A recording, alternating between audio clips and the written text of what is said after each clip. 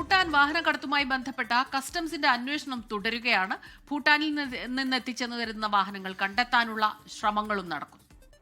ഇന്ത്യയിലേക്ക് എത്തിയ SUV luxury വാഹനങ്ങൾ അനധികൃതമായിട്ടാകാം വന്നത് എന്നാണ് ഭൂട്ടാൻ ട്രാൻസ്പോർട്ട് അതോറിറ്റി വ്യക്തമാക്കിയത്. കൊച്ചിയിൽ നിന്ന് വിഷ്ണു സുരേഷ് ഇപ്പോൾ വിവരങ്ങളുമായി ചേരുന്നുണ്ട്. Vishnu, good morning. ഈ അന്വേഷണം എവിടെ വരെ എത്തി? ഇതിനോടകം എന്തൊക്കെ കാര്യങ്ങളിൽ വ്യക്തത വന്നിട്ടുണ്ട് വിഷ്ണു?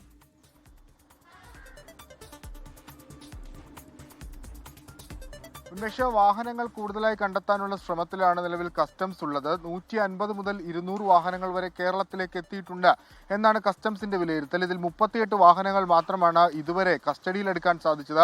അതിന്റെ പേപ്പർ വെരിഫിക്കേഷൻ ഒക്കെ നടന്നു വരികയാണ്. എന്തായാലും വിശദമായ അന്വേഷണത്തിലേക്ക് കടക്കുന്നു. ഫസ്റ്റ് ഓണർമാരെ കണ്ടെത്താനുള്ള ശ്രമത്തിനാണ് ഇപ്പോൾ കൂടുതൽ പ്രാധാന്യം നൽകുന്നത്. സംസ്ഥാനത്ത് തന്നെ ആകെ അത്തരത്തിൽ ഒരാളെ മാത്രമാണ് കണ്ടെത്തിയത്. അയാളെ വിളിച്ച് ചോദ്യം ചെയ്യുകയും ചെയ്തു. കൂടുതൽ ഫസ്റ്റ് ഓണർമാർ സംസ്ഥാനത്തുണ്ടോ എന്ന് പരിശോധിക്കും. അങ്ങനെയെങ്കിൽ ഇത് ആരാണ് വിറ്റത് എന്ന് കണ്ടെത്താൻ വളരെ എളുപ്പമായിരിക്കും. ആ ശ്രമമാണ് പുരോഗമിച്ചുകൊണ്ടിരിക്കുന്നത്.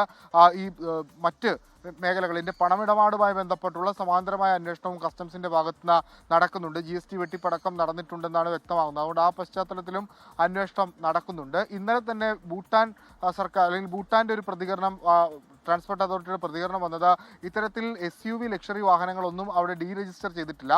സാധാരണഗതിയിൽ അവിടെ ഡീരജിസ്റ്റർ ചെയ്യാത്ത വാഹനങ്ങൾ അത് ഇന്ത്യയിലേക്ക് എത്തുകയാണെങ്കിൽ അത് സ്വാഭാവികമായി അനധികൃതമായിട്ടാണെന്നാണ് അവരുടെ പ്രതികരണം. അവിടുത്തെ കസ്റ്റംസും ഇതുമായി ബന്ധപ്പെട്ടുള്ള അന്വേഷണം ആരംഭിച്ചിട്ടുണ്ട്.